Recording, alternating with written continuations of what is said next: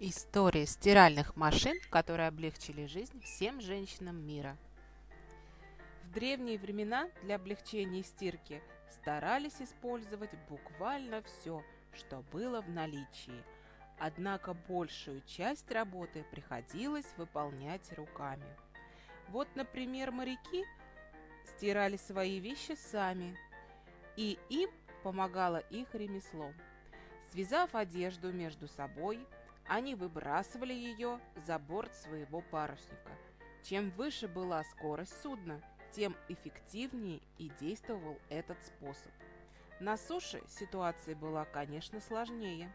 На протяжении нескольких веков единственным приспособлением для стирки были ребристые доски. А сейчас перенесемся с вами во времена золотоискателей. Если они и мыли, то только золото. Благодаря им и появились первые платные прачечные, которые начала свою работу в Калифорнии в 1851 году. А выглядели они так. Стояла большая огромная бочка, закрепленная на вертикальной оси. На эту ось крест-накрест прибивались бруски.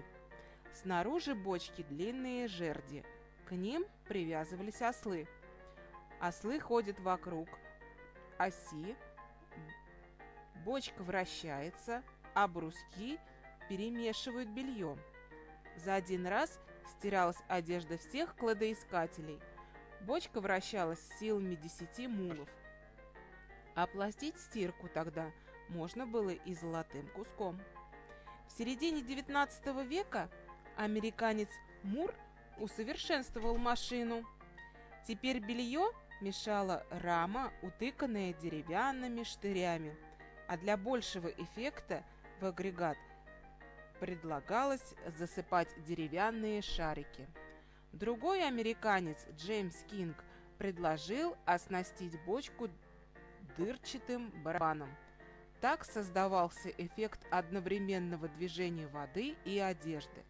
Но самым оригинальным и необычным решением стирки было у немецкого коммерсанта Карла Милли. В маслобойках, которые он производил, уже присутствовали и бочка, и крестовина. Чем не стиральная машина? После того, как американец Альфа Фишер оснастил стиральную машину электромотором и полностью механизировал процесс стирки, свое изобретение он снабдил электрическим двигателем. Совершенная машина, как компьютер, сама знает, сколько нужно воды, при какой температуре стирать и сколько порошка использовать. Автоматика знает все, кроме одного. Почему колготки в ней стремятся завязаться в узел и куда же исчезают вторые носки? Это великая тайна стиральной машины.